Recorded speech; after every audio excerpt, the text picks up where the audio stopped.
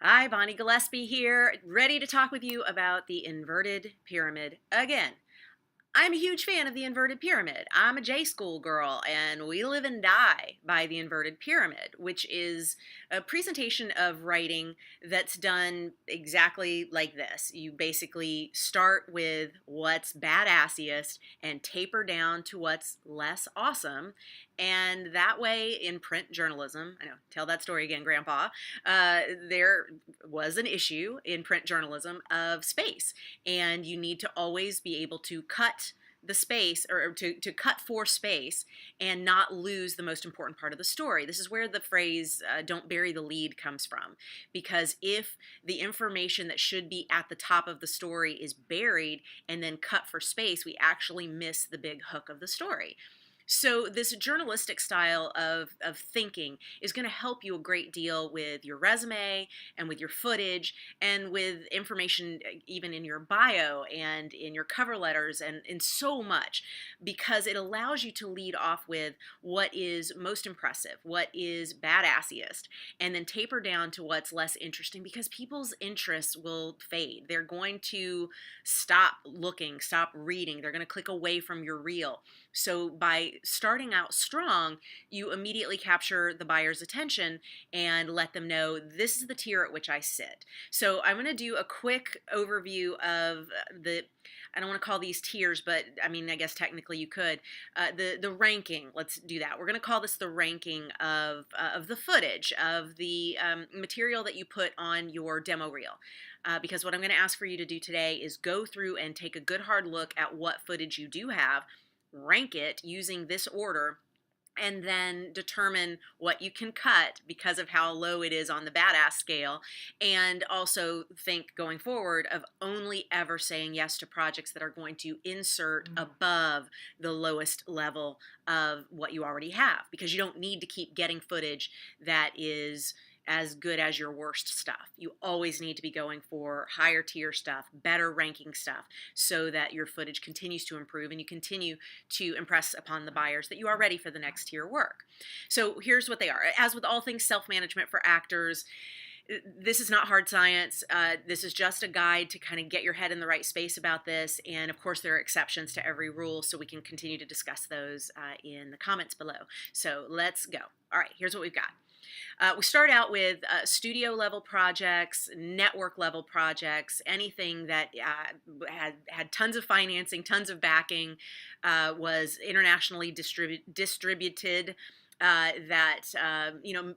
could include some indies that go to major film festivals, but this is going to be the recognizable stuff. You've got, really high-end co-stars. You're sharing the screen with some amazing people, and even if you're not in a scene with the name actor in the project, you are in a project that does have name actors in it, and it's recognizable stuff. The tone, the vibe, the feel of it is all up there. The crew was top notch. Everything was just totally profesh. The next tier down from that, we're going to do most indie stuff, and this is a very large selection of footage here. This is anything from that self-produced stuff that you were learning on, the student film that you were a part of, the indie project, spec project, stuff that maybe didn't go to festivals, or if it did, it went to those mid-range festivals where the criteria to get in is not as high as like a Sundance or a Tribeca or something like that.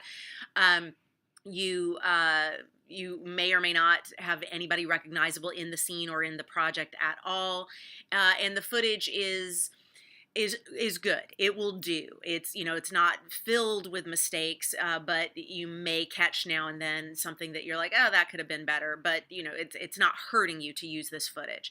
That's what most folks tend to have for the majority of their reel until they're up at the higher tiers. The next area below this, the ranking below this, is going to be really first pancake level stuff. And if you've heard me talk about content creation before, you know that we always start out with our first pancake. That's the thing that we create that it looks like hell. You feed it to the dog. I'm sure it tastes fine, but you would never serve it to company. And unfortunately, we use things like this on our reel and keep it on our reel far too long. This is stuff where there's a boom shadow across your face. You could see the mic pack when you turn around. There's continuity errors all over the place. This also includes the copy credit meals level work that you've done where maybe it's all voiceover or ADR, and so your on-screen character is non-sync sound, and then you're recording the lines later, or somebody else is recording the lines later, or the narrative later, and so we're not actually, as buyers, getting to watch you act and hear you act. We're only getting to see it with a sort of disconnected line of narrative going on. This is also where industrials fit in, reenactment shows, which even though those are professionally produced, and you would think they go up higher tier, reenactment shows do kind of fall in a lower rank, just in the eyes of the buyer. Even though it's still acting, it kind of has a vibe to it that just doesn't feel as legit for whatever reason. Possibly because there's so much of it, and it's so much easier to get than scripted work in fictional projects. I don't really understand that, and maybe we will see that shift. But for now, that's where it sits. This is also where things that you may have been produced for contests, like the Doritos Super Bowl ad challenge or whatever, and things that could be really real, things that you've maybe paid a facility to produce for you, but they're definitely at a tier or at a level where we know there's just a difference than this being something that went to festivals or aired on network or was produced by a studio film and actually played in theaters. And then at the tier below this, we get a lot of things that minor market actors will keep on their reel, and especially if they come to LA, these are tells. These are these issues, these pieces contained on a reel make us say, oh, minor market actor. And these are things like hosting and singing and like sports types things, stunt type things, some extra work, live trade show level stuff. This is all things that can be your bread and butter when you're working in a minor market, but then when you come to a place like LA that is all about specializing, this is clutter. This is just distraction from the on-camera footage that we are hoping to see on your reel.